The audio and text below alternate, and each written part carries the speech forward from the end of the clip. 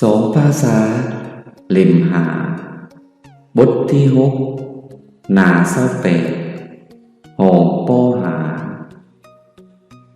สัตว์ป่าในประเทศเฮาประเทศลาวมีป่าดงกว้างใหญ่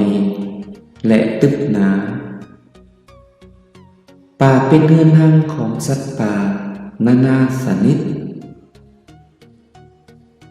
เมื่อเฮาผ่านป่าไปก็จะเห็นรอยตีนของสัตว์ปะปนกันทั้งได้ยินเสียงของธนีห้องอยู่วอนคือมันเรียกหาขู่ของมันประสานกับเสียงห้องของสัตว์ป่านานาชนิดอยู่บ่ขาดสายถ้าเฮาเข้าไปในป่าลึกก็จะเห็นแก้วและปุงของสัตว์หลายแห่งตามบึงตามทานอันกว้างใหญ่ในบางเขตของประเทศเฮาจะเห็นฝูงนกเขียนนกย่างนกเป็ดบินเจิดไปมาเพื่อเสาะหากินและหยอกใยกันตามโคกตามดงนอกจากเป็นที่เพิงของสร้างกวางฟ้านหมูมังงูเหลือมแมวยังมีจำพวกนกหลายชนิดเช่นนกกกนกแก้วไก่ขวาและอื่นๆตามแคมป์ทงนาตามกอไผ่บ้านตามต้นขามและต้นพร้าวก็ยังมีนกหลายชนิดคือนกเอี้ยงนกกิมินนกจิบนกแซวอาศัยเสาะเหยื่อจากผลปลูกต่างๆเพื่อเป็นอาหารในระยะผ่านมาสัตว์ป่าเหล่านี้ส่วนหลายถูกดับสูญย่อนนายพรานและระเบิดในปางสงครามปัจจุบันนี้รัฐบาลได้ออกดำรัสเกี่ยวกับการหามล่าเนื้อดังนั้นสัตว์เหล่านี้จึงออกแม่แพร่ลูกตลอดมาฝูงสัตว์ทั้งหลายได้กลายเป็นองค์ประกอบประดับความงามให้แก่ธรรมชาติอีกด้วยนอกจากนั้นสัตว์ป่ายังมีคุณประโยชน์หลายต่อชีวิตของคนเฮาเช่นซีนเป็นอาหารส่วนหนังกระดูกเขางาบีใส่เป็นยาพื้นเมืองและอื่นๆแต่มีสัตว์ป่าจำนวนหนึ่งเป็นสัตว์ร้ายซึ่งอาจทำให้คนและสัตว์เลี้ยงของเฮาเช่นเสือโคร่งเสือเหลืองงูพิษเดี๋ยวนี้อยู่ประเทศเฮาเพิ่นยังได้สร้างสวนสัตว์ขึ้นโดยเอาสัตว์ป่านานาชนิดมาเลี้ยงไว้ในสวนสัตว์เพื่อ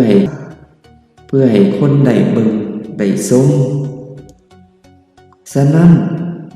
พวกเขาควรอนุรักษ์สัตว์เหล่านี้เพื่อมันจะได้ออกแม่แพร่ลูกและรักษาพันธุ์ของมันไว้เป็นบุญมั่งของลูกหลานสืบต่อไป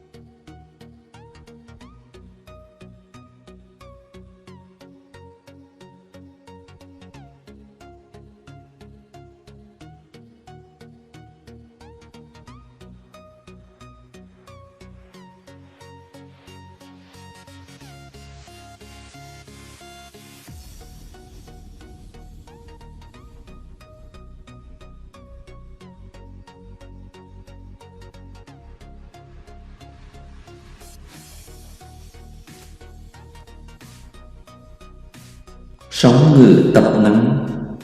Bài thứ 6, trang 28, lớp 5. Thú rừng trong đất nước ta. Đất nước Lào có rừng rú rộng lớn và rậm rạp. Rừng là sao huyệt của thú rừng các loài. Khi ta vượt qua rừng thì sẽ thấy dấu chân của thú trộn lẫn nhau, lẫn được nghe tiếng vườn hú vang vọng như nó kêu gọi cặp của nó,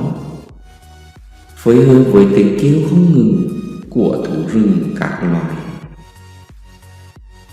Nếu ta vào rừng sâu thì sẽ thấy nơi trú ngụ và nơi đi ăn của thú ở nhiều nơi. Dọc theo bưng, theo đầm rộng rãi trong một số vùng của đất nước ta sẽ thấy bầy chim hạc, chim cò, vịt trời bay lượn qua lại để kiếm ăn và đùa giỡn nhau. Dọc theo rú, theo rừng, ngoài việc là nơi nương tựa của voi, nai, hoỏng, lợn, hươu cải, trắng rơi, còn có đàn chim nhiều loài như phượng hoàng đất, cao khát bùng trắng, gà lối và vân vân. Dọc bờ ruộng, dọc bụi tre làng, dọc trên cây me và cây dừa cũng còn có nhiều loài chim như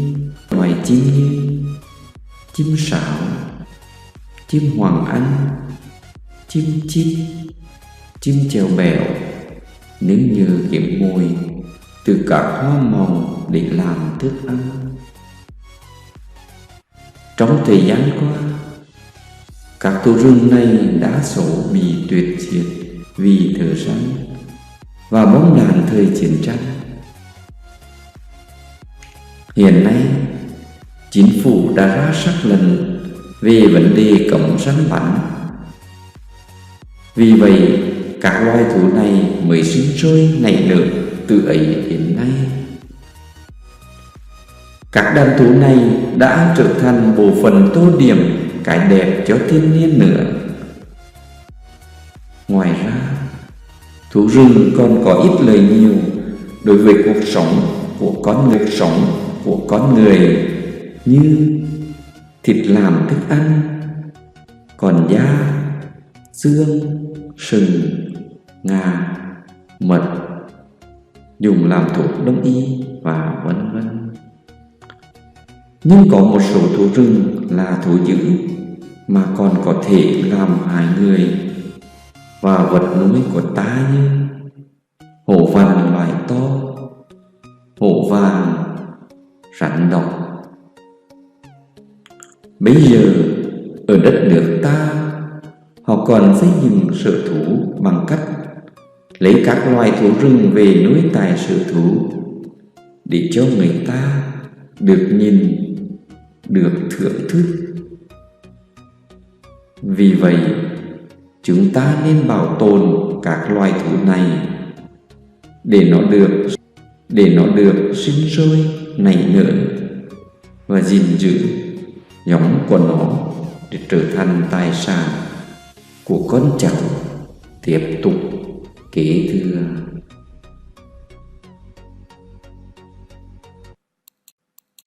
พื่อนๆ subscribe